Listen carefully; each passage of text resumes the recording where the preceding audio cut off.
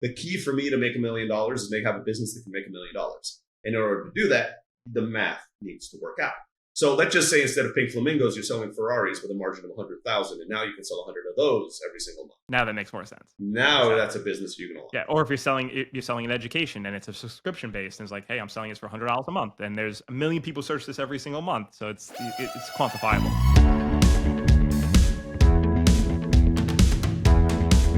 On today's episode, I interview Ray Blakney, who scaled 5 businesses above the 7-figure mark. If you ever want to know how you can do that with your own business, this is the episode for you. Stay tuned. All right, what is going on, everyone? I'm sitting here with one of my favorite humans, Ray Blakney. I met this guy just a couple weeks ago at Camp Indie through our mutual friend Trav Sherry, who put together the showcase. He's the owner of Location Indie, and I immediately hit it off with this guy. I saw his keynote speech. He dressed up as MC Hammer, so he's got some moves going on too. Besides his business entrepreneurship skills, I can vouch for his dance ability. I'd like to really introduce Ray. He's a fantastic entrepreneur. He has built multitudes of companies, 15 companies in total, has exited for 7 figures. This guy is a guru and a real true samurai, because I see your samurai statue behind you, when it comes to business entrepreneurship. So this is going to be a really impactful episode if you're just starting out, maybe you only have a 6-figure company, maybe you're looking to achieve that 7-figure mark. So I am super excited to have this interview. Ray, thank you so much for joining. I really appreciate you having you on the show. Hey, Steve, thanks for having me on. Yeah, likewise, man. And it's I love to kind of rewind the clock before we have this polished entrepreneur figure in front of us right now, right? Polished? Uh-oh. Yeah. Even though we have a Baby Yoda shirt on, so maybe not as polished. This is my work clothes. Yeah, exactly. Yeah. Work from home, casual office vibes all day, and Playa del Carmen, I believe, here at Located. Mm-hmm. So, walk me through this, because I know that you weren't always an entrepreneur where you had your own businesses, nor was I when we first kind of came out of the gate here. What were you involved in? And I assume it was a corporate 9-to-5 kind of traditional route, probably. Absolutely. So, I come from a very, in this sense, traditional family, right? And I think it's because, our parents want what's best for us. So I was taught, graduate from college and get a good job, right? That's kind of what you're supposed to do. You work there 30 years, they give you a gold watch or whatever they give you at the end of it. Exactly. You retire, and then you can start living your life, right? Yeah, at 65, right? At 65, exactly. Then you can start living your life. And hey, I bought into it. I had no reason not to, because everybody around me was doing that. That's what's, my parents had told me to do. There was actually a quick story from high school that kind of if you don't mind, I'll share, that kind of shows you how all of us are on this path. I went to this boarding school in New England, actually. This is about an hour north of you, right? I think we talked about right. it. So I went to boarding school nearby. And we had this one night where the DARE people came over for drugs, right? So they were, talking about all that kind of stuff. And they broke us up into this small group. And I remember sitting in this room, sitting on the floor. And, it was a recovered drug addict, and he was talking about paths in life. And at one point, he asked a question, with a show of hands, how many people here plan to go to college? And I remember distinctly, keep in mind, this is like a New England prep school, right? So everybody's hands went up. Like, we're looking around the room like, that's a weird question. What do you do after high school? You go to college. Like, that's kind of silly. Why is he asking this? It wasn't until years later that I realized he talks with a lot of schools where maybe 1 or 2 hands go up in a group of 20. So it is not that common. But the reason I bring up that story is every single one of us in that room believed that story. We're going to college, maybe get a master's afterwards, and we're going to go and get a good job at a good company and work there. And that's how we're going to, make our money in our life. So that was like, it's a core belief for a lot of people. Yeah, absolutely, man. And, that's the belief that I was fed as well. The whole, there was almost no other option. It was, my father was very much a blue collar guy, did construction his whole life. So was my grandfather and his father before him. And it was always just like, no, like you see how hard we work? Look how hard we work with our hands. And like, you don't want to do this work. You got to go to school. You got to get that formal education. That's the only path, honestly, that was put forward in front of me. There were no other options were even considered, to be quite frank. Exactly. So, I didn't know there were other options. I thought like that's just what people do. That's what successful people do, especially, right? That's the path to success. Yeah. That's the path to happiness, the path to the American dream, white picket fence. Become a lawyer, become a doctor. Yeah, especially Yeah, my mother was an immigrant as well, and that's the only path that she saw was like, hey, I came to America from Morocco. Like, this is the path that you're going to go on, and that's the only way to really achieve success, so to speak. And saddled up with student loans. Let's sign all this paperwork, and away we went. I'm sure. I finished paying them off 2 weeks ago. Yeah, like after awesome. 20 years, I finally finished paying off my student loans. Yeah. So. Yeah, me not so much. Yeah, I'm like, yeah, the deferred. Let's we'll keep that going for now. It's a low interest rate. I can make more money in other avenues, so but we'll keep it rocking. So you heard this kind of mantra being fed to you in high school. This is like a hook, line, and sinker. You went to, I'm sure, higher education from there. Graduated, got that corporate degree in technology, I believe you mentioned. Oh yeah, I was a software developer, so I had a computer engineering degree. Okay, when was there a moment when you were like, hey, maybe this isn't necessarily for me, and then perhaps there's another path forward from here? Like, was there an aha moment, or was this a gradual buildup? Well, so let's break that into two parts. I think most aha moments are just realizations of gradual buildups, right? So it's not that you were never thinking about something and something happens and it changes your whole perspective. In my experience, at least for me and a lot of the people I've talked to, it's more that you've been thinking about this your whole life, like, or this thought has been kind of in the back of your mind nagging you. And the aha moment is just something that brings it to the forefront. But it isn't like out of the blue. It's not like, hey, I decided today to be a professional race car driver. Like, it's not something I've ever been interested in, nothing I've ever wanted to do. And suddenly I decided to do it. That's not it. It's usually these nagging hints that throughout generally a period of your life. It doesn't have to be your whole life. It could be months, it could be years, it could be your whole life, that something's nagging at you and pulling at you. And for me, it was not that different from a lot of other people.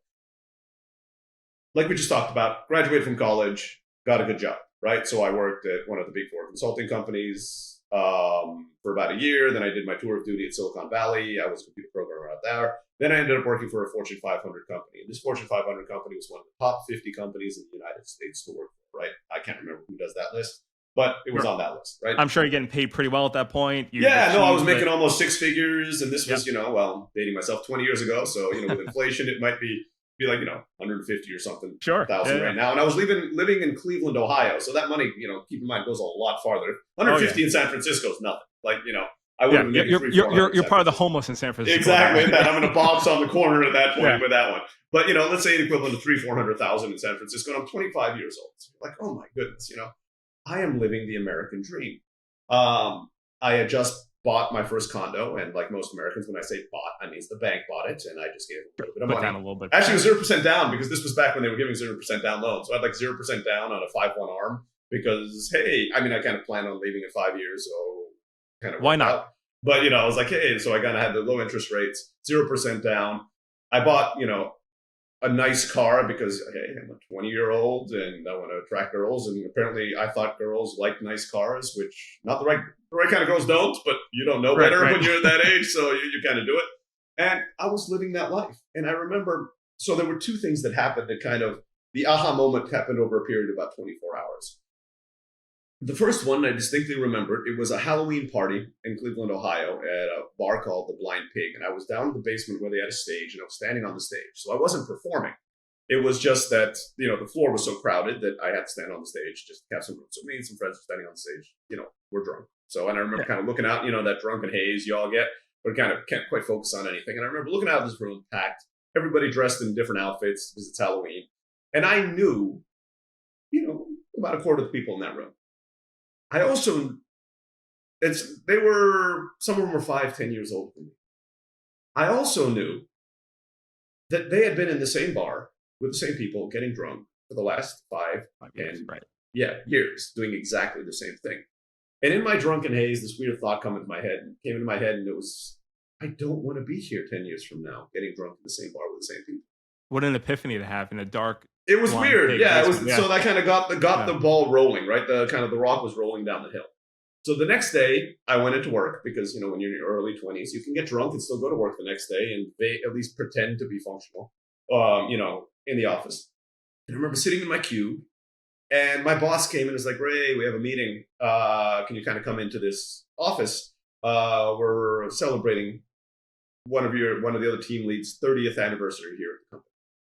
And I kind of vaguely knew the guy. Not friends, but we passed. We're probably doing some meetings together.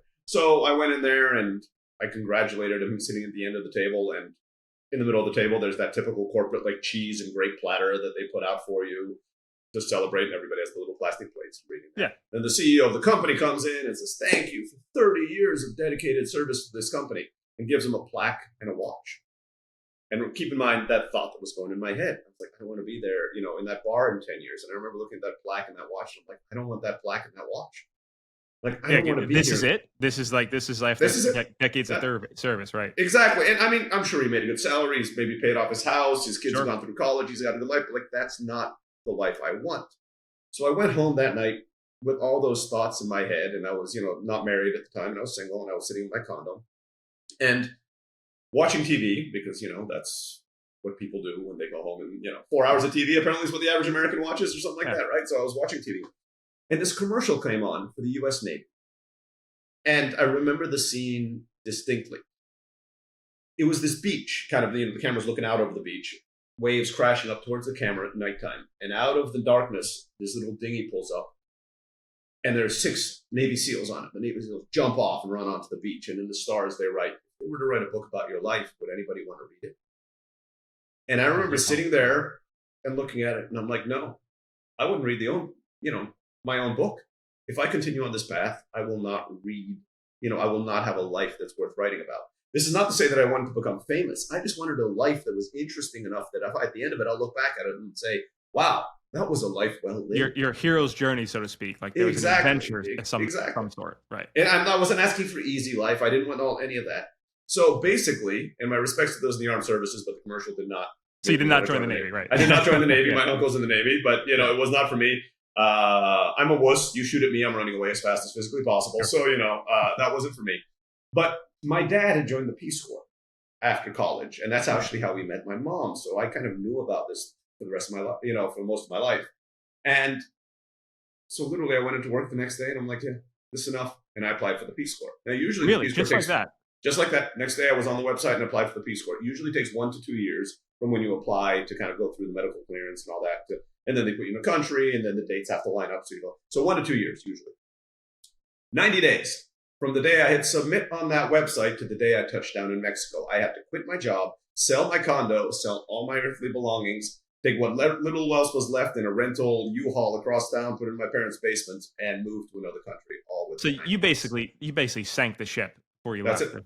Like, it's all gone. Now, obviously, my boss is like, "We'll give you a job back when you come back in 2 years," but like, I'm not coming back. I have to say, you're definitely more courageous than I was, because I had that sinking feeling as I was working at a law firm, and I distinctly remember my little moment of like to yours. I had this older gentleman walking around. He was maybe in his late 50s, and he would mutter to himself. His name was Bob. I swear to God, I remember this like it was yesterday. And he would say 784. 784. And the next day, 783. I said, Bob, what are you muttering about? What are you actually discussing? He's like, oh, I'm counting down the days to my retirement. I'm like, wow. Like, his soul, it was like you took someone with any vibrance and just like, how can I crush this person in every facet imaginable? Putting in 8-hour weeks, never saw his kids, was making a decent salary. And, I remember one of my buddies was like, yeah, you put in the hard work, you could be like that guy. I'm like, the hell with that. That scares the hell out of me, and I was just like, you know what, but I need this income. I need to pay off my student loans. And I kept quiet about it, but it just lingered. It was like that little thought in the back of your head, I planted the seed of like, I need to do something. It wasn't until COVID where I was laid off that I was like, that's it. This is my moment. So I give you way more credit than me, because it took a pandemic to sort me out. That's sometimes what it takes. We'll go into the rest of the story, where I am and what I do later. But just to kind of say at the end of it, people ask, when I go back into normal society where everybody has a job, everybody's like, so what are you going to do when you retire? And I'm like, what are you talking about? Yeah, retire, right. Like, I love what I do. I'm going to be doing this until, they drag me into the grave. Now I plan on living forever, so that's never going to happen. But, until they drag me. Yeah, exactly. Yeah. So until they drag me into the grave, because I love 80, 90% of what I do. And I think that makes me, one of the lucky few. I say 89% say I still have to pay taxes. I still have to, lay people off sometimes and all the rest of it. Move to Puerto Rico, apparently. That's even there are tax benefits. We could talk about living in Mexico too with a foreign income tax credit, right? So I mean, I have like tax. I pay a lot less taxes than a lot of other people legally. just in case you're listening. No Cayman Islands here. No, exactly, no entirely legally. But yeah, I love what I do right now, and I think I'm lucky that I got here because it wasn't like a big plan. Yeah, I mean, you took a huge leap of faith. Peace Corps, 90 days, sold everything, out on a plane, boots on the ground, and making $400 a month for 2 years. So you gave up this high-paying salary for virtually nothing, just cost of living expenses. That's it. That's certainly a leap of faith. And if I remember correctly, I think you met your wife in the Peace Corps. She was my Spanish teacher. She's the one who taught me Spanish. Yeah, which is amazing. So that's pretty cool. So obviously you meet your spouse. You're kind of going through the motions of the Peace Corps. You're doing some really excellent volunteer work. At what point did you guys, and I'm going to give away the secret, start a language school? Like, what was she already have an educational background? Absolutely. So she had been a language teacher. She's a few years older than me. Let's say at 10 years at that point. She taught Spanish. She actually studied in the U.S. She went to UT Austin, so she spoke fluent English. Obviously fluent Spanish as well. And we decided, so we got engaged, and instead of moving back to the United States, so the Peace Corps gives you $2,000 to buy a plane ticket back to the U.S. Kind of, they call it the readjustment allowance. But I'm like, hey, I had no savings really. I think I had like $10,000 in my 401k or something like that, but I can't touch that anyway. So we're like, we're like, why don't we start a business together? And she's like, what business? Hey, you know how to teach. Let's launch a school. Like, I mean, because we didn't even know what we didn't know. Like, why not? Let's start a school. I know how to make a website. Now, keep in mind, when I say I was a programmer, I was the guy who did the back end stuff. Like, when you hit submit at a bank and it does all the processing. Not the design work. Yeah, not the design work. So it was an awful, awful website. Well, I was technically able to. For everybody else listening and, thinking about launching a business, don't think that it was this like a beautiful launched website that I knew what I was doing. And this is Absolutely. 2006, 7? 2006. That's right. It was 2006, right? So I left the Peace Corps. I actually made the website while I was in the Peace Corps. They can't kick me out now because, it was I shouldn't have been doing that. But I built it. And then I learned about something called SEO back then, which is called search engine optimization, which helped us rank our website #1 in Mexico, even before the website was launched. Because the competition in Mexico was very, very low. So even before the whole business was launched, we were #1 in the country. Now, a lot of people believe that if I look for a certain product and it's #1 in Google, it's the best product. That's the kind of fallacy that's out there. Especially, it was a lot easier, I imagine, back then to rank. Oh, yeah, absolutely. Absolutely. And especially in Mexico, even now, and we can talk about, because this is the new venture I'm going into. Sure. But, the competition here in Latin America is a lot lower than it was than in the United States. But we launched it, we were #1. We were fully booked the day we launched. That's amazing. 2000, but we didn't have enough money for furniture, so we would ask for deposits from everybody, and we'd use that to buy tables, and we would sleep on the floor in the office in an inflatable mattress. How'd you find real estate there? You just found like a vacant rental. We found a rental historic home, and we just rented that out. Like we didn't buy. Like we bought this old historic home that had 4 rooms, and we had 4 classrooms, and that's how we started. That's amazing. Lived in the office. One of the rooms was the office. We lived in there for the first 3 months. That's incredible. So you created this little office, just rented out some furniture, collected these deposits, but booked from day one, just from your non-SEO background, but you learned it pretty quickly of how to Googled it. Yeah, I didn't even know what it was before that. I Googled it back then. There were something called forums. I quoted. Right. For those who are listening, I'm putting in quotes because that makes you sound old. People don't use those anymore as much. No, I was heavily involved in World of Warcraft back in the day. So okay, there you go. Yeah, so WoW forums. They have their SEO forums, so I joined those, and I just kind of learned it from just reading what other people were doing and copying it myself. What, no kidding. So and your wife was the teacher at this point. She was. That's it. So I was the marketer and took care of the administrative side, and she took care of the academic side. That's a great partnership that has just 2 completely different skill sets. And I always say that to other entrepreneurs. If you are going to have a partnership, make sure the other person is completely opposite skill set. You don't want to have 2 rockets in the same room. Like there'll be an explosion that's going to be occurring. And make sure you're very clear about responsibilities too, because even if you have different skill sets, it's very easy to cross the line and try to step on the other person's toes. So make sure, I married her and we started the business within a week of each other. We've been married now for 16, 17 years, right? So it worked out. But I tell people, if you do that with your wife, you have 2, there's only 2 possibilities. You have a super strong relationship or divorce, and you have an 80% chance of divorce. That's it. There's no middle ground. There's nothing else that's going to come out of it. So very true.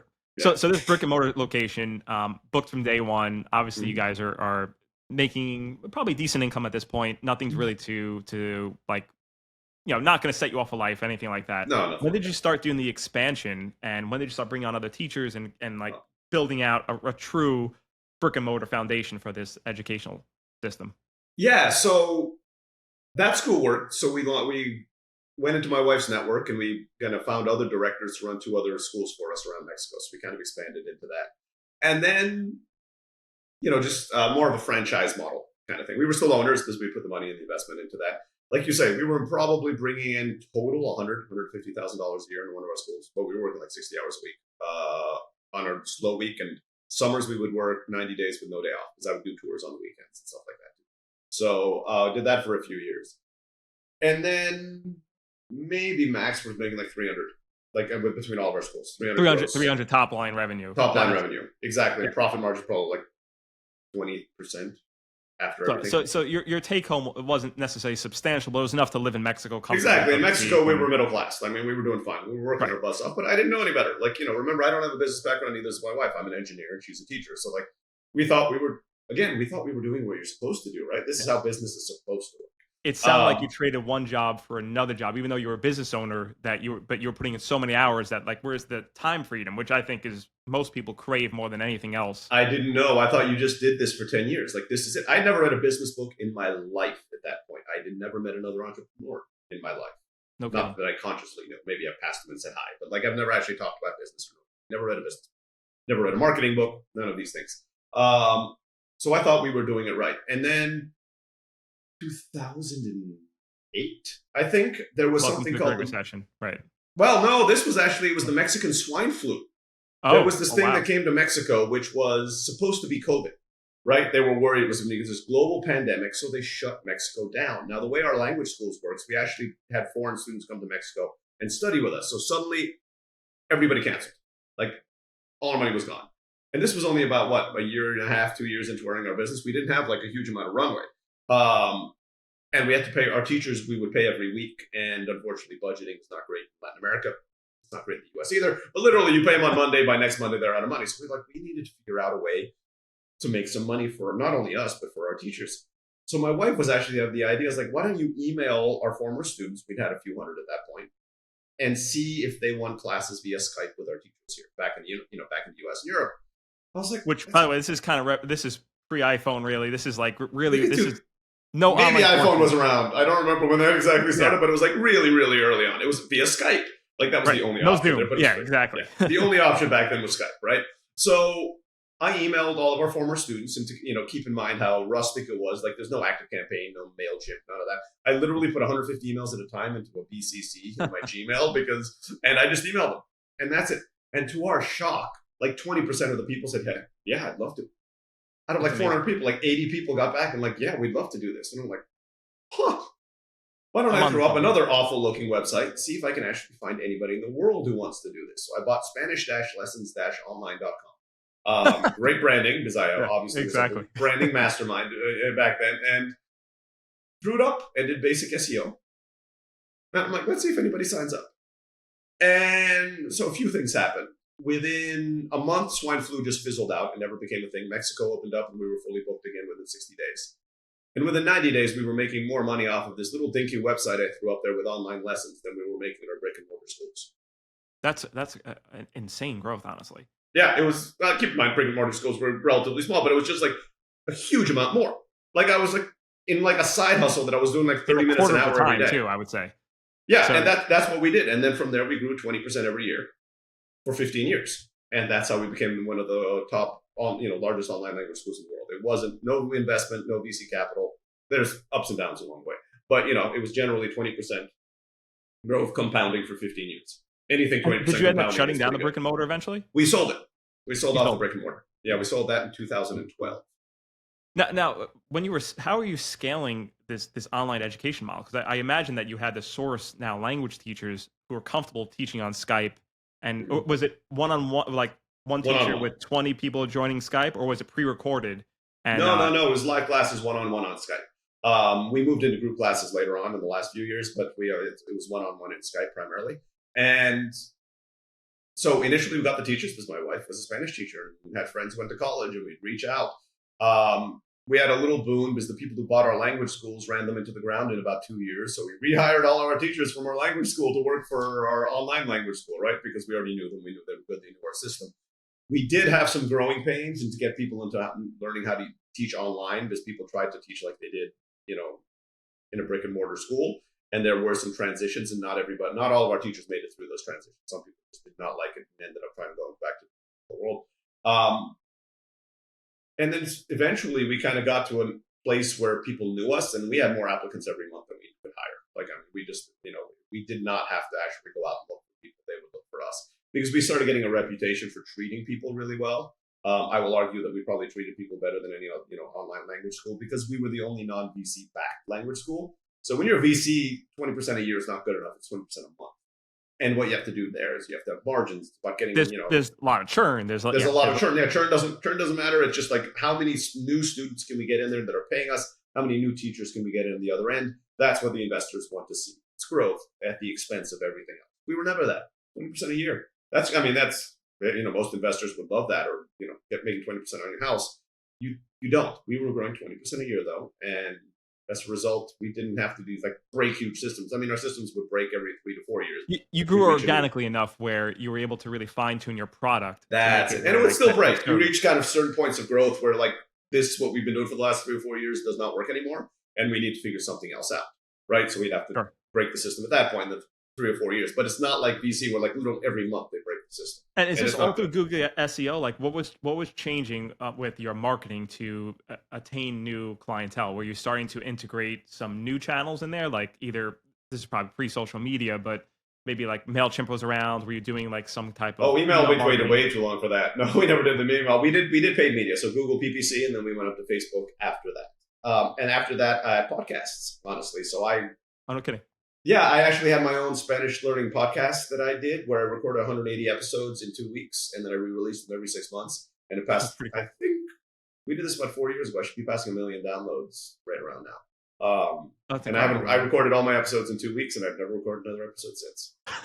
And it's still getting the downloads. It's educational. It's a course that's 180 audios long, so I just re-upload it every 6 months. And then people think, is this a free course? Absolutely. Learn Spanish with livelingua.com. It's there. You can hear my voice. And yeah, professional Spanish speakers do the Spanish part. But, I am the host of that podcast. No, and I always advocate giving away a tremendous amount of value and free content, especially initially to build up that audience, to gain that trust factor, who hey, this is just a taste. Let me see what they really have to offer and kind of get them involved into a program. So that was, you were definitely ahead of the curve with podcast, man. I mean, that was years and years ago. This is probably when Joe Rogan was getting his start. So maybe it worked out. As I said, it was lucky. I'm privileged to be friends with Pat Flynn, for example, and so I've talked to him about it. Obviously, he's done way better podcast than I have, but it was a little hack. It kind of worked for us, but generally, we did not. For those listening, I've never done this weird hack. I've never gone viral. None of those things. It's just even the podcast. Yeah, 1 million downloads. Yeah, it's over 6-7 years. I mean, it's sure. It's not. There people get that in an episode, Right, absolutely. So no, but when this is capitulating, you're getting this little bit of snowball effect. What made you now okay, what was the next business venture? When was okay, I want to, I got the systems processed, we're generating, really consistent growth. Now I want to shift my focus a little bit and do something else. When was that moment of this isn't necessarily enough? I see another opportunity, I can create value. And how did that happen? Oh, sure. Yeah, shiny object syndrome. I probably always had that. All entrepreneurs, man. Me too. Exactly. I think you and I talked about it when we met, but 50-60% of entrepreneurs are diagnosed with ADHD, most after the fact. I never got diagnosed as a kid.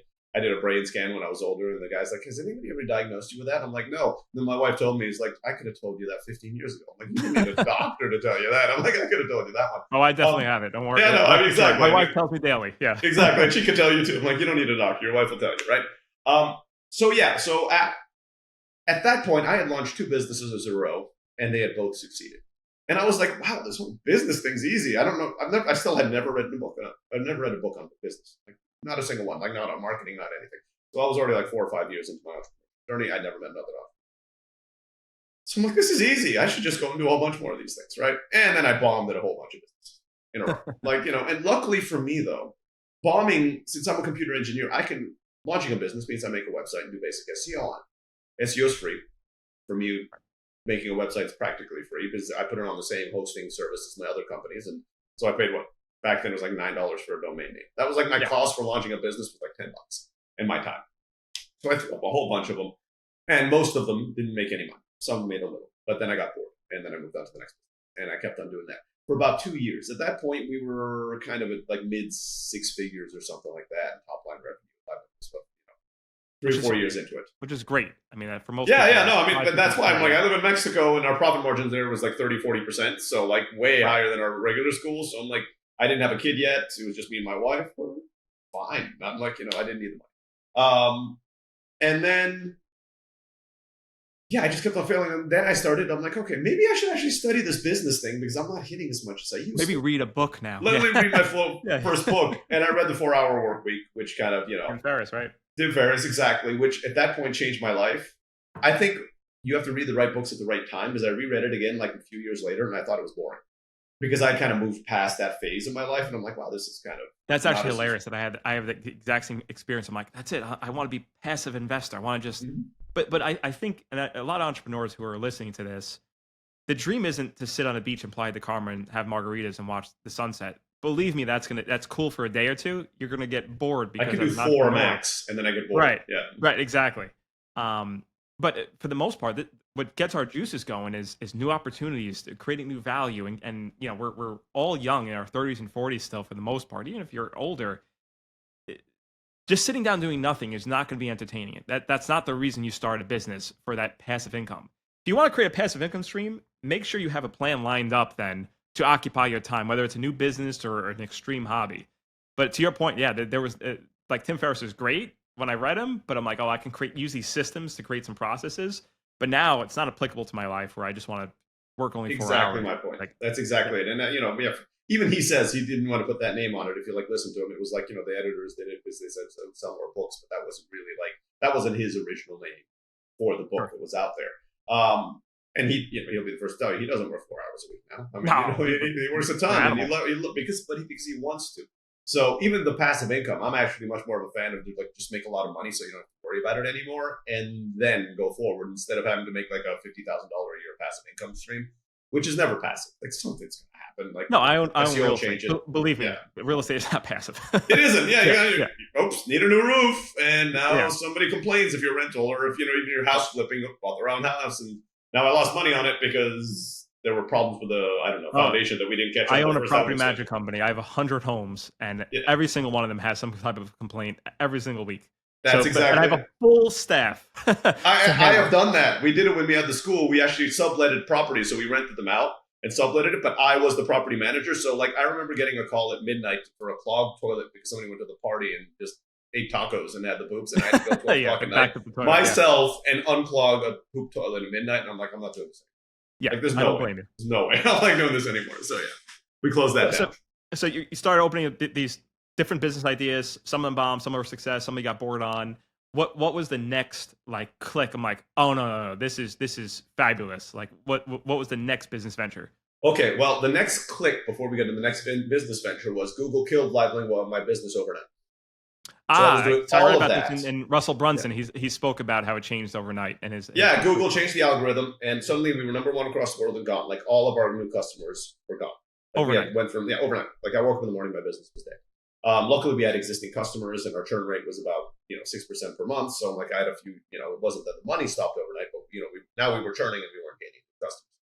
At that point, all my side projects threw them aside, focused 100% back on this business, and I rebuilt it. That's when we ran into LiveLingua. Remember, it used to be SpanishLessonsOnline.com, and I used to have OnlineEnglishLessons.net and all these kind of sub pages that we're doing it for. And then, so I focused around building a brand because apparently that's what Google wanted. So over the next 3 years, I actually focused on LiveLingua almost exclusively again, and we blew way past where we were initially because I was building a brand and I was focused and I was not trying to get it on 20 or 30, different business ideas at the same time. That's what blew us past the 7 figures.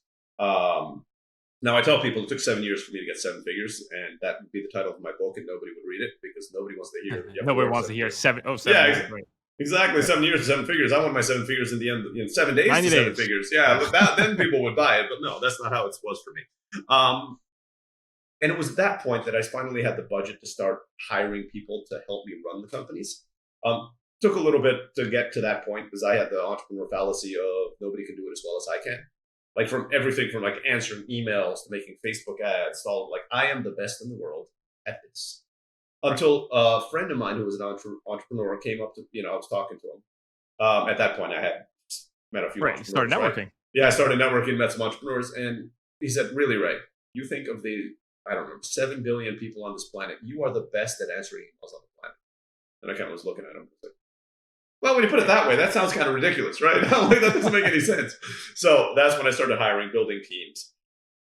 That's when I actually started doing other ventures, because I realized that, so I'm pretty good at two things, and they're kind of the beginning and the end. So if you want to kind of, there's the principle of the 10-80-10 kind of thing, where if you kind of do a project and you have staff, you do the first 10%, you have your staff to 80%, 10% at the end, kind of do the fine tuning.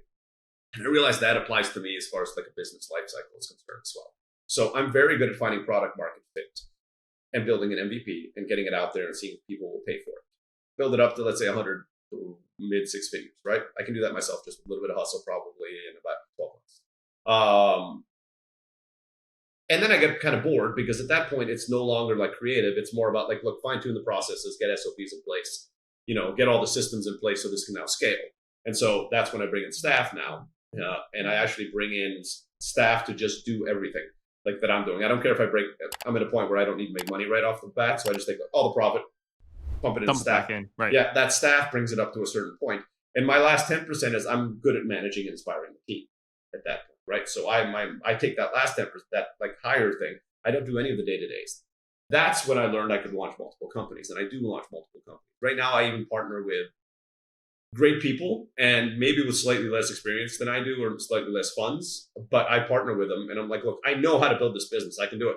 I've done it many, many times. I don't have the time to do it myself. What I can do is I can help. I've already, I can test it out. In most cases, I've already figured out what the business is. I've probably built the first product of it, and I've gotten somebody, a few hundred, maybe 100 people to pay for it.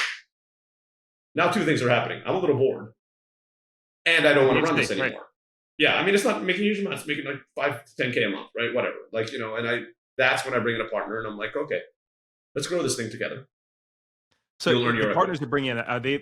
So it seems like you're very much the visionary. I can see what I'm creating here. I'm going to get this launched, almost like a lean startup kind of, ode there. I'm Eric Ries. I love his book. Oh, yeah. Once a year. So yeah, excellent read. Yeah. And then it looks like you're finding the operators. So you're either bringing in a partner who's going to be like, hey, I have operation mindset. I know how to create the SOPs. I know how to really streamline operations. Mm-hmm. I'm going to take this nugget that you created and kind of just really work it and get this kind of moving and grooving, so to speak. That's about, so, but generally speaking, so I consider myself like 70% visionary, 30% operator. So I'm a decent operator.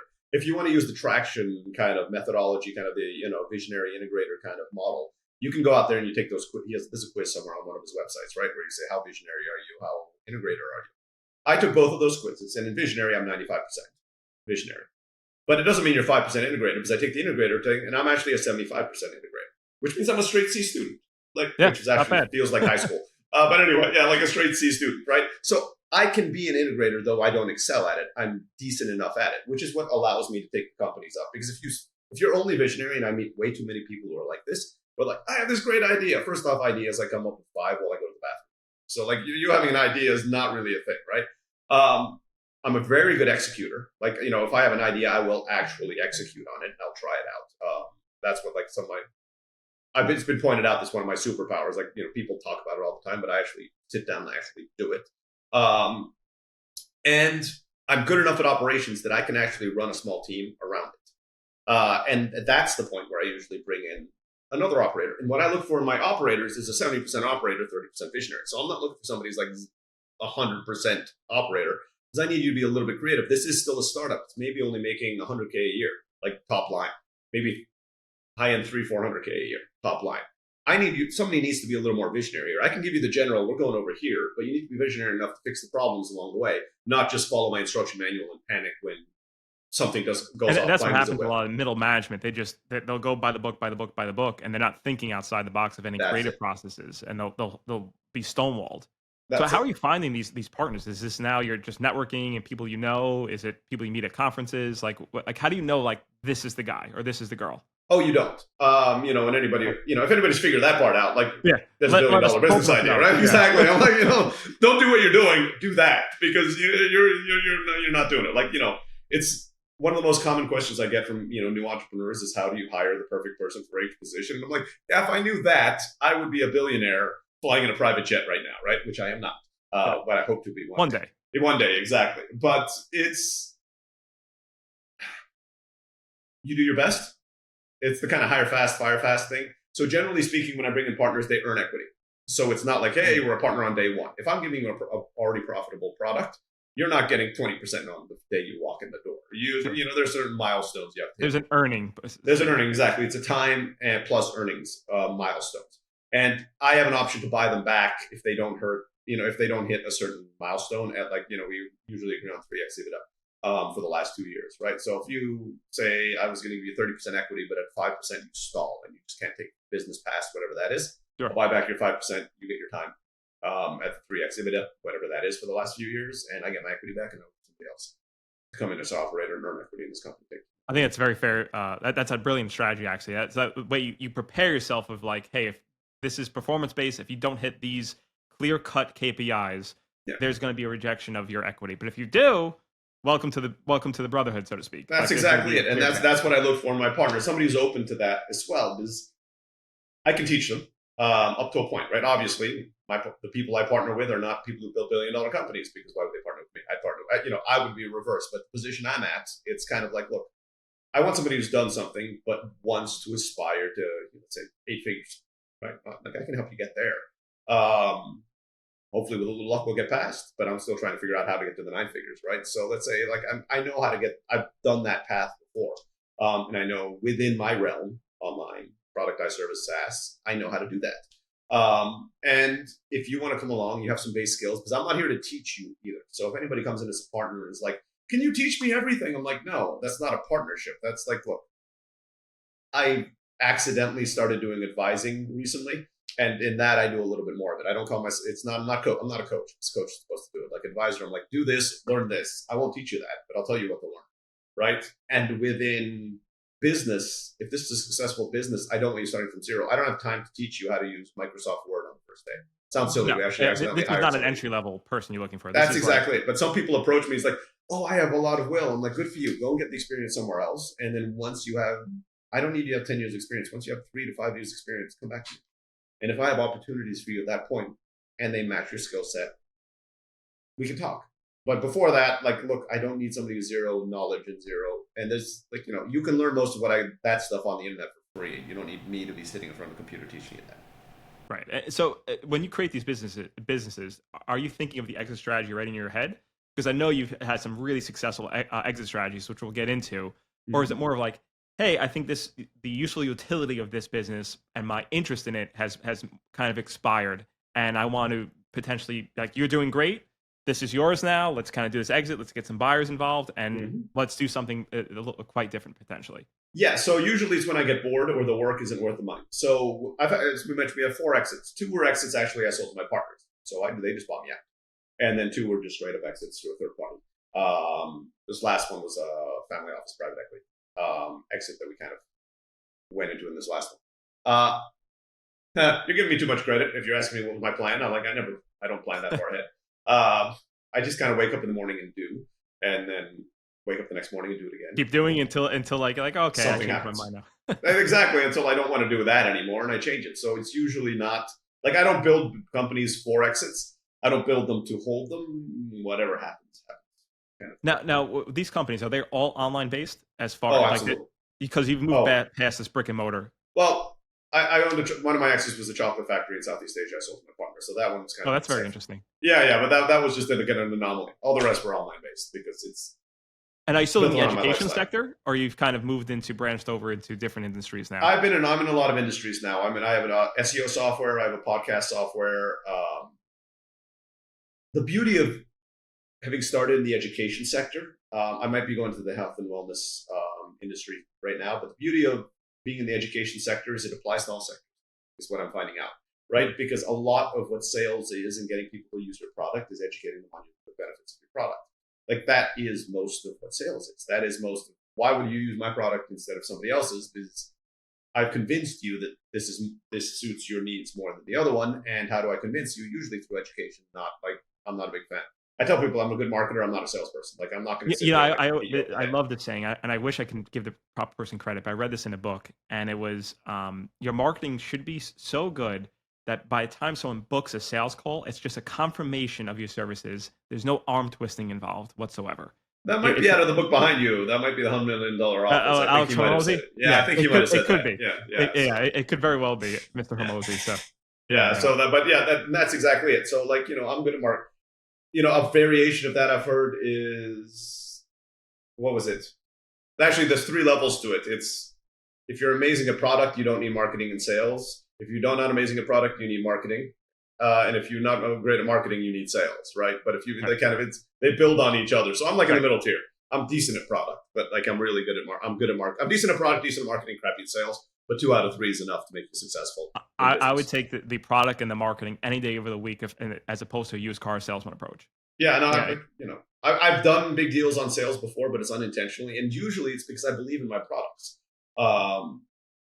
I'm not that I build products around my passion. That's not the way that I ideate and I build products. I build one product around my own personal needs. So I needed something. I couldn't find anything. Either it wasn't there, or the ones that were there didn't suit my needs, so I built it. And obviously I believe in it because I built it to fix my problem, and it fixed my problem. So that's actually pretty easy to sell other people because it's like, this worked for me. Yeah, exactly. And my worst case scenario was always, I have just solved my own problem. So if you don't want to pay for it, I still have a solution to my problem. And that's like my worst case scenario. I have a product that actually solves my problem. So if someone wants to scale, let's rewind the clock a little bit. Mm-hmm. If someone wants to scale to $1 million, right? 7 figures. I think that's always the elusive figure that for whatever reason, that's a goalpost. Yeah. What is the quickest way if someone's launching today to get to that figure? Like how is the best way that they can market their company? And this could be a 3-hour. I was about to say, the easiest way to make $1 million in a year, this is sell $1 million house. Exactly. That's easy. I'm like, come on, you don't need a business for that. You just go into real estate and you sell $1 million house, right? If you want to buy an online business to do it, look, all business is the same thing. It's a lot of people use this formula, but it's time times money. I thought I came up with it because I didn't read books, but then I read books and everybody else had come up with it too. But I didn't steal it from them. It's just such an easy concept that any entrepreneur instinctively knows. You come to that knowledge intuitively almost. Exactly. I mean, everybody does. Like apparently other people put it in books, right? So time times money. So if you have a lot of money, you can do it in a little bit of time. Otherwise, you need to put a lot of time into it. So the answer to your question is it kind of has the caveat that it's based on that. What's the easiest way to make $1 million? Start with $10 million, right? I mean, everybody's heard that joke, and that's the easiest way to make $1 million. But I'm going to assume you don't have that much money, or very low capital, 5, 10K. Yeah, you have no VC backing, no private equity. Exactly. You just started an online-based business. Maybe you're selling courses. Maybe you're launching your own podcast. What would you say would be like the one really helpful tip for monetization here? Because obviously everyone wants to sell their product for $500,000, $1 million per piece. But what would you does someone focus on branding first? Does someone focus on getting the message out, the traffic? What would you say is the arbiter of success in your past? Try to get somebody to buy in 30 days, no matter what you do. So almost all of the businesses that I do right now, and in fact, in the new business that I'm doing, the system is going to be built around this, is built around pre-selling. So I actually never build. I usually sell before I build a product. I always do that. So you go out there. To do this, you need a little bit of a budget, but not very much. Usually a few $100 is enough for you to test out the ideas. So generally speaking, create a landing page, design your product in your head, offer it on your website. And there are 2 ways of doing it. There's the one where it's saying, depending on the product, if it's a course or anything like that, you actually resell it. So it's like, hey, my course is going to sell for $3,000 and I'm going to sell it to you for $500. And you put ads out there and you see if anybody in the world for $500 buys your course. If not, doesn't mean your course is bad. You just have to try a different copy and you just have to kind of try it around. But if you do that for like 30 days, 3 months, and not a single person buys it, chances are you're not on something. You're not going to sell. You're not going to make $1 million off of that. But if people do buy it, then you build it. The key to making $1 million in a year, and I see a lot of people doing this, is they just start businesses that have no feasible way of making $1 million. I have a formula I use before I evaluate every business idea. And now, keep in mind, my expertise is in B2C, not B2B. So if you're a salesperson, you know how to go to companies, it's a different deal. But those are like 12 to 18 month sales cycles, and you get like one big fish and you're done. But if you're in the B2C space, which I believe is what most people want to get into, just because it's kind of more reasonable for most of us, I actually go on Google and I figure out how many people are actually looking for my product, whatever it is I want to sell first. So let's just say you wanted to sell those pink flamingos that go on the front lawn, whatever, right? So you go to Google and you say, tell me how many people buy these pink flamingos in the United States. How many of these people look for this every single month? And you look for variations. Pink long flamingos, pink, I don't know, other ways that they do it. You take all those numbers, and Google will give you, in keyword tools, it'll tell you how many people look this month. So 1,000 look for this one, 3,000 look for this one, 50 look for this variation. Add them all together. So let's just say you did that for pink lawn flamingos, and you come up with a total number of 10,000, right? You go to your keywords, 10,000 people a month are looking for this. Next thing you do is you multiply that by 1%. So conservatively, 2% is probably more realistic, but let's just say you can sell to 1% of that market. So that means you can sell 100 pink lawn flamingos every single month. That is the max in online you are ever going to be able to sell, because that's the max people are looking for. Unless there's some kind of global movement where those become super popular and everybody wants to put them. Exactly. Right? There's mass hysteria and everybody, like the toilet paper equivalent of pink lawn flamingos where everybody in the world wants them. Don't count on that for your business. So whatever the search volume is, 1% of like the 10,000 would be obviously just 100. So that's kind of like where you're evaluating. That's it. Then you go back and you do the math. How much money, what's your profit margin on your pink lawn flamingos? Sure. Let's say it costs you $5 to purchase them and you're selling it for 10. That's it. So you're making $5 and you're selling 100 a month. How much money did you just make off? What's your potential earnings off of your business per month? $500. That's it. I do it. Would you launch that business? Absolutely not. Exactly. Most people don't bother to do that, and they would launch the pink flamingo business because they didn't bother to do this. The key for me to make $1 million is have a business that can make $1 million. In order to do that, the math needs to work out. So let's just say instead of pink flamingos, you're selling Ferraris with a margin of 100,000, and now you can sell 100 of those every single month. Now that makes more sense. Now that's a business you can. Yeah, or if you're selling an education and it's a subscription based, and it's like, hey, I'm selling this for $100 a month, and there's 1 million people search this every single month, so it's quantifiable. Exactly. Now you have to check the competition in there as well. To know, it seems simple, the advice that Ray's giving, but I believe me that most people never even consider this when they're doing market research. They just take it and run with it, and like they're surprised that it fails. That's exactly it. Just do that basic on any business idea you have, and you will save yourself so much headache. It's a little tedious. It might take you an hour, 2 hours to do it for every business idea. I'm actually one of the apps I'm thinking of writing is writing an app. A year. Exactly. And it'll save you a year and maybe thousands, if not tens of thousands of dollars, if not hundreds of thousands of dollars on your business. All you have to do is just go through 10, 20, 30 of those, and you'll probably hit at something like, wait, this. Now, the next step to that is once it's financially feasible, you also have to go out there and see if anybody's looking for it. Because you could do that math, go through my formula, do it for the word books. Woo, 5 million people a month look for that. And then you do the math, and I'm like, $10 per book. I'm going to be rich until you Google books, and you're like, wait, Amazon, Barnes & Nobles, etc. There's no way I can actually, I can never compete. It's an oversight. It's a red ocean. It's not a blue ocean. So the key there is for you not only to find something profitable, but something where you can compete in. Now, if there's one or two competitors in there, that's not necessarily a bad thing. That just means somebody's making money off of this. So you're like, great, that's that space. Then you go and look at the competitors' websites, and you have to say, can I do it better than them or cheaper than them? Whichever model you're going for, right? If it's better than them, you can charge more, but you have to be able to deliver better than whatever their offering is. Or I can do cheaper for them, which means you're going volume model, which means you'll be able to sell more, but your profit margin will be less. You'll just be able to have to do volume. So that's step number 2 in the process that I use for every business is who else is doing it? Can I do better? One way or another, better or cheaper? And if there's no on either one of those, I just don't do the business. If it's yes, I do it because I know the math makes sense.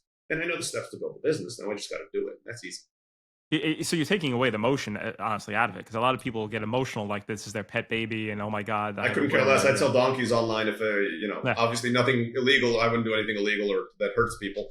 But like if I did the math for like an online donkey e-commerce store and it made sense, I'd be excited. I love the creation process. That's what excites me. It's not the actual business; it's the creation process that actually does it. So awesome. You're talking about donkey e-commerce store. How would I even do that? How would I do that? Yeah, no, that's fun. Let's figure this out. Let's go out and look it up. What you have to do. What are the donkey regulations when you pass them from one state to another? I don't know. Let's go figure it out. It becomes a lot of fun. Yeah, exactly. Certainly, man. So I would love to transition now to some of this exit strategy, because obviously all businesses eventually come to a close. I obviously there's generational businesses here, but if someone's planning to exit because they're going to go after a new opportunity, how do you are you setting up your business prior to sale? So you have hey, I want to sell in 12 months. Let's clear this up. So this is going to happen. And then who are you selling it to? Are you going after? I know your last exit was to a private equity family office. What's the evaluation? Is the evaluation on EBITDA? Is the evaluation on top line? When you're getting into that room, what is the best sense to come prepared, knowing that you're getting a good offer coming your way to purchase? Okay, well, there's a few things there. So top line versus EBITDA depends on the industry, depends on what you're in. the price you're willing, you should go in with the price that you're willing to take and stick to it. That's really the key, right? And it doesn't really matter what they offer you. If it's above, great. If it's below, say no and walk away. But the idea is they're offering you, not the other way around necessarily. Yes. Well, it depends on how you do it. You could be reaching out to companies and say, hey, I'd like to sell my company. In which case, but they'd still be the one coming to you with the offer. Usually that's, you send over some books and they do that and then they do due diligence and then they negotiate it down lower. So like the first offer, don't think that that's what you're going to get. Like they say, I'll give you $5 million, then they do due diligence and they find all these risks and they're like, no, we're actually only $3 million. And you can still pull out of that and you're like, no, I'm not big. Sure. But you can decide, whatever you want to do. Keep in mind, if you go into private equity VC, they're much better at this than you are. They will bring your price down. Like, I'm sure. I was lucky that the private equity firm I knew, I was friends with the guy who ran it, so I had a very different experience. Like I think I told you, 30 days from like, letter of intent. Unheard of. Yeah, exactly. Letter of intent to close with like 30 days. But that's when power networking comes in because if friends buying it, even if he's a private equity company, they're just not. They're like, oh, you're my buddy. I trust you. We know you built something here. Yeah, you know you built it. You know me, and they trust it, so they're not like trying to find the skeletons in the closet when you do that. But generally speaking, that has been what my negotiating tactic has always been. I kind of know what it's worth to me, and then if they offer it, I take it. If not, it's there. How often are you like? How much are you staying on for that transitionary period, or is it like, hey, that's part of the negotiation you do and how you set the companies up. So even this one, with the biggest one I just sold. By the way, don't be bashful. You sold this for 7 figures. Yeah, it was pretty. Yeah, it was pretty decent, right? So be proud of yourself, man. That's amazing. In the mid 7-figure range, right? And I live in Mexico, so we should be fine. Yeah. But I had a team in place to run it, so they didn't really need me, right? And a lot now when I build companies, since the revelation of I'm good at the first 10% and the last 10% has been a big revelation for me. So all the companies build are actually the same way. Like my goal is to make me absolutely useless at these companies. Like these companies should be much better without me than they are with me. Like in fact, I had the privilege of meeting Richard Branson like about a year and a half, 2 years ago. And I asked, somebody asked him, how do you run all these companies? Like, I don't run these companies. I go in there, whenever I try to get involved, I mess everything up and they tell me to leave.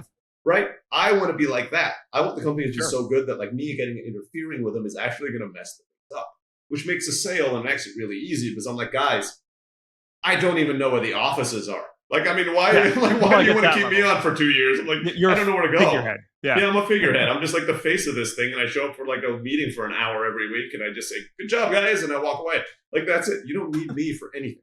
And that was kind of the place in Live Lingual when I was selling that, right? Like, you don't need me. What am I here for? I just was there to kind of smooth the transition. And I think entrepreneurs get so caught up. I don't know if it's ego or a little bit of like, I'm the only one who can do this, but they become the figurehead where they can't even imagine them stepping back, and therefore they can't imagine, so they don't build systems out to make that happen. And that's, you get caught in that hamster wheel of like, I want to exit, but I can't, and it's not worth anything because I leave, the company's not worth anything, and then it turns into a nightmare. I've had multiple companies for multiple years now, so I think that helps you kind of inoculate you against that, because I am not just the CEO of this company and this company. Like, people ask you what you do, and I usually tell them I sit at home in my pajama in front of a computer play games. Like, I mean, that's much easier explanation than what I do every single day, right? It's actually partially factual, but the rest of it isn't exactly that. I've gotten to a point where, luckily, I've been doing it doesn't sound like much, but I'm going on 20 years of experience in this field. There are not that many people who've done it and launched as many companies and failed as many companies as I have in the online space. There are some. I mean, if you're in Silicon Valley, there might be a ton. But in the general world and population in general, and people who's been doing this from home for 16 years, like, the whole COVID thing, I didn't start COVID. I started a decade and a half before COVID hit. You had a lot more years and experience before, like the new entrepreneurs are coming up just trying to figure it out. Exactly. So like, I'm in a position where I know which buttons to push a little bit better. I'm like, don't get me wrong. Like, maybe they say out of every new business, 1 out of 10 succeeds. When I do, it's about 3 or 4 out of 10 that succeed. That still means I fail more often than I succeed, but I still have 3 to 4x higher chance of succeeding than somebody who's right. And to your point, the failures aren't like these giant money pitfalls where you're mortgaging your home and declaring bankruptcy. It's like, this doesn't work. Now I pay somebody to make the website, so maybe it's a few $1,000s that I've invested into it because I can design the product, right? But that's not much. Yeah. Give me that website guy. Exactly. I'm just like, just have somebody do it. Upwork. I just go on Upwork and find somebody. I'm like, build this for me, 4,000. Here's the specs. Perfect. That's it. Yeah, that's the way to do it, man. So tell me a little bit of the future of Ray. Now that you've had this exit, I know that you're in the works of building something really, really interesting, and we got into it a little bit in the conversation when we met in person. But I want the wider world to know this because it seems that you're onto a really great product. So if you can, please expand a little bit on the future plans here. So we've been alluding a little to what I do and what I'm good at. And so the company that bought us, as I mentioned, was run by a friend of mine. So he bought our last business. And then, as soon as the sale closed, he came up and he's like, right, I'll be honest with you. I had a slight ulterior motive in buying your company. I want to free up your time. Because he's known me for years. And he's like, look, you've been bootstrapping. Keep in mind, almost all my business has been bootstrapped. I've never taken loans, never taken, any of that kind of stuff. Bootstrapping businesses for years, and you have a really good hit rate. How about you do that with me, and I give you money to do it? And I was like, what are we talking about? It's like, I'm going to give you $10 million as money, yeah. And I want you to do this with me, and you're going to keep 30% equity in every company that we launch, and I'm going to pay you a solid mid-six-figure salary while you're doing it. So it's hedging my top end, but it's also limiting my risk on the bottom end, right? So I'm covered. So I'm just like, huh. So I don't have to have all the worry that I normally do in a bootstrap, which I need to pay the bills. I don't have to worry about paying my bills, and I still get to earn a significant equity in these companies. Yeah. Sign me up, right? Yeah, sign me up. What do you want to do? It almost seems like it's like what you were mentioning earlier about how you were getting the operators and making them earn equity. It's just a higher level game being played now. That's exactly it. So I'm the operator they get, who's then going to get the operators below that. So basically, he's like, okay, what do you want to do? And I did some research, and I found this model called a venture studio. So a venture studio is people who take it from zero ideation into product market fit with over a 12 to 18 month period. With product market fit, everybody defines it differently. I'll define it about 30K MRR, so monthly recurring revenue, about $30,000 for 12 months. And I have $10 million to test out ideas. So Facebook, I can throw 50 grand at a Facebook instead of $500. I can throw 50 grand at a Facebook ad to really see if people are actually going to buy this thing, and have a professional web designer make the website, and have a copywriter write the copy and all that kind of stuff to really test out the ideas. So that's basically what I'm going to be doing starting January 1st, is basically creating new businesses, testing them out, seeing if they fit. And if they fit, then I spin them out as their own thing. So my company becomes the holding company. They spell out as their own LLC, LLP, whatever the structure is below it. And we own 60% shares in that company. Then we bring in the management team and maybe take some little small outside investments, because I might also open up an investment fund. So you can actually invest in the companies that we're long. Once we have a track record, right? Once we've done this 10 times, hey, guys, come there's a track record. Yeah, exactly. Yeah. You'll be diversified across 10 different companies that are doing this. And so the model that we're looking for is, with my experience, I've been living in Latin America right now for 15 years. I've been working in the language field. I've had companies in Latin America and in the United States. Is I want to take companies that are $10 to $20 million in size, ARR, so annual recurring revenue in the United States, and I'm going to replicate, either try to license from them or replicate the business models here in Latin America. The market here is smaller. So I'm anticipating that I'll be able to build a business about a quarter to a third of the size of the U.S. market. So if it's $10 to $20 million, I'm going to be building $3 to $5 million businesses here. Which is still for the same, not bad. Yeah. But I'm going to be launching 12 businesses a year. I'm hoping to hit 30%, which is my normal hit rate, which means in 10 years, I will have 20 to 25 businesses that have hit to me is $3 to $5 million in annual recurring revenue within 5 years of operation. So it's not 12 months, but I hire a CEO, and at year 5, they should be making about $3 million. And by year 10, maybe 5. So we're not looking for unicorns here. I'm not looking to start the next Facebook. I'm not looking to start any of that. All in the Latin American space. And if this works, I will have over $100 million in recurring revenue by the end of the decade. And since it's a product I serve as SaaS, the valuation might be $500 million, and if we're lucky, $1 billion. That's phenomenal, man. So really, what we discussed earlier, you're just going to be applying this at just a larger scale of where's the opportunity, what makes the most sense, specifically in Latin America. So when you say specifically Latin America, let's use it, rent a car, right? You want to maybe launch a online service the version of Uber down here. You're just having the same kind of business model, but doing it where it's in Spanish and it's localized. There's cultural nuances that go into place. Sure. You can't just translate the words and expect it to work. And of course, for example, a model I use for here in Latin America, people don't use email; they use WhatsApp. So you don't actually have an email. Subtle things like that can make your business succeed. Now you need to know that. I've been here again 15 years, and I've run multiple businesses, staff. I'd have staff from all over Latin America. These are the kind of expertise I bring to the table as well within this venture studio model. And I see the opportunity because Latin America is 10 to 15 years behind. And most like VCs and private equity won't touch this space because if you go to, you know this, you go to a VC and say, I'm building a $5 million company, the VC is going to laugh you out of the door. They don't care this about is $5 million. Not worth my time. Yeah. Not worth my time. So we're in this weird space where I'm actually funded trying to build a $5 million company. Most $5 million companies happen from bootstrapped, and it's just over 10 or 20 years because they just keep at it long enough. It's organic, right? It's organic. That's it, because maybe bank loans and stuff can accelerate things. But generally speaking, it takes a lot of work. I will be competing against bootstrappers with $10 million in funding. Yeah. And the know-how and the experience and the know-how and the experience to do it in the language, culture. Like, as I said, my son's half American, half Mexican. Like, I mean, I have the kind of cultural nuance with both sides. So, like, I know geo arbitrage. Like, I know how to hire people down here. I know how to. Business will be registered in the United States, so it offers some safety to the companies here in Latin America. Because opening a bank account here for a business is very complicated, depending on the country you're in. No need. I'll have a U.S. company. I can still sell to Latin America. I pay a slightly higher stripe fee and transaction fees and stuff like that. So it's part of the business model. But I sell digital products, so who cares? Another extra %. Now, are you looking primarily in Mexico, or are you looking at like Colombia, Peru? We're going to start in Mexico, and then we're going to expand to the other Spanish-speaking countries first. I know the Mexico market well.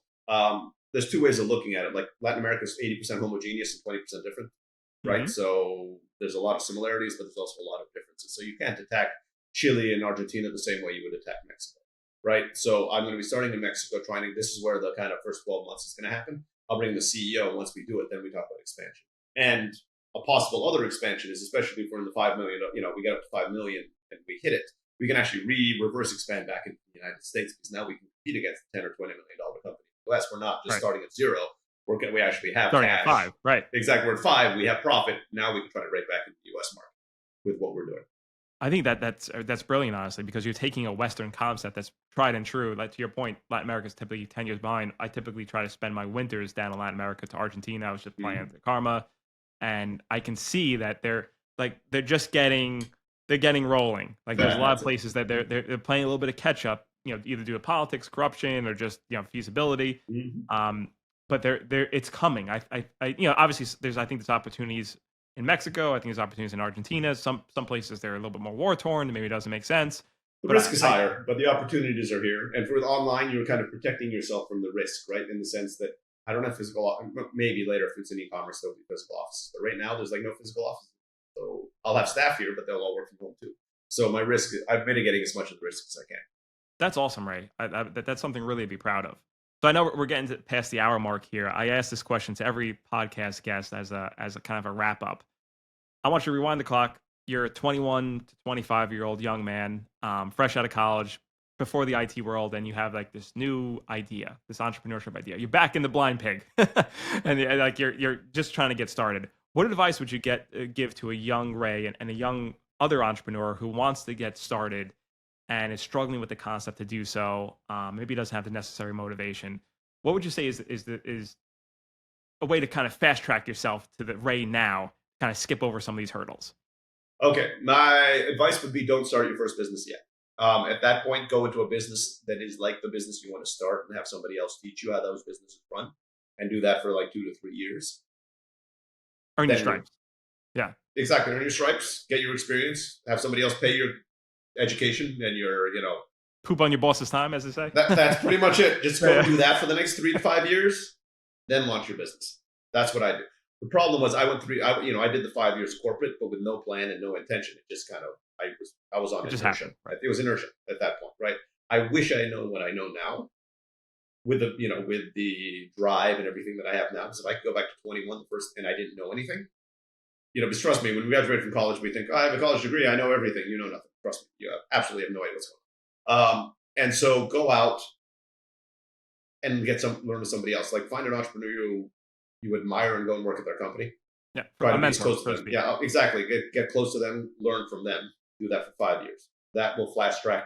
Then when you launch, if you just start your business at 21, 5 years down the road, you might just barely have learned enough to get started, as opposed to the guy or girl who went and worked for this experienced entrepreneur for 5 years and learned from them and then launched the business. By 26, I would actually bet on the guy who had just launched his company as opposed to you who had been doing it for 5 years and didn't know anything, because they know, they just learn from the expert and they're just copying it now. And by 26, they'll have $1 million company while you'll still be struggling. That's great advice. I took that to heart too, because I worked for a small business that was bringing in $2 to $3 million a year. And I worked under this guy and I learned a lot from him. But more importantly, I also learned what not to do, what was holding the person back from reaching even further goals. And then you can see it like this is the hurdle right in front of your face. Like, just remove this blockage and you're good, or this bottleneck. So both, you're going to learn from them, from what to do, and also, more importantly, what not to do. Save yourself all that time and aggravation. And take notes while you're doing it. I'm a big fan of notebooks. Like here, that's my to-do list. This is the notes I take when on my daily meetings. Right here. One back there. Yeah, exactly. Take notes, because you think you're going to remember everything you want. There's just so much knowledge out there. Write it down, and you can just kind of review it, and you can get it back. So, like, over the 3 to 5 year training period, like, take notes on everything, because it'll serve you well. That notebook will be, will be your $1 million business. And I even advocate a little bit of Ron Holiday journal. Like, I literally look back at my old journals of things I was complaining about that I'm still complaining about, and that's when I'm like, oh, no, I'm done. Like, I cannot continue complaining. I need something today to make a change. So that's really brilliant advice. So on that note, if someone wants to learn a little bit more about you, potentially be an investor in some of these future funds that are up and coming, want to be involved in the action and just be part of your service, maybe you want to be an owner or partner on one of your next ventures, where can they find out more information about you? Yeah, so the business that I'm launching is going to be called Kairos Ventures. So it's kairosventures.io. But the website is just a landing page right now, since we officially launched. We're recording this in 2023, January 1st, 2024. So I'm building the leadership team, all the rest. If you want to contact me now, just go to rayblakeney.com, RAYBLAKNEY.com, and you can contact me there about anything. I love to talk entrepreneurship. This is my sport. Steve knows this. I go to events and I sit down with a bunch of entrepreneurs, and my wife leaves after like an hour. She's like, "Oh, so boring." And it's like, those baseball fans who talk about, like, the hitters on the team and all the rest. I sucked at sports as a kid. But, like, I could sit there and talk business for like 10 hours. This is my idea of a good time. And I couldn't agree more. I wasn't good at sports. I wasn't good at anything athletic, quite frankly. But my skill set was in the entrepreneurial space and in communication. And I didn't realize that until I was a much older person. I was in my mid-20s before I realized that skill set. I thought it was a negative, actually, because no one else was interested in it. I wasn't surrounded by the right people. That's exactly. You go to the right places and you sit down, and it's like, wow, it's candy. Like, it's just so much fun. Yeah. I'm like, oh, what's the latest sales funnel? Oh, did that work? Oh, did you do this? How did you hire this new hire? Like, this is our idea of a fun conversation. Awesome, man. Again, Ray, I really appreciate your time. This is amazing. I'm excited to follow your journey, and have a great time in Playa del Carmen, man. I wish I could see you soon. Hopefully I will see you soon. Absolutely. We might. We'll talk about it, right? Awesome. Cool. Thanks, Steve. Take care, man.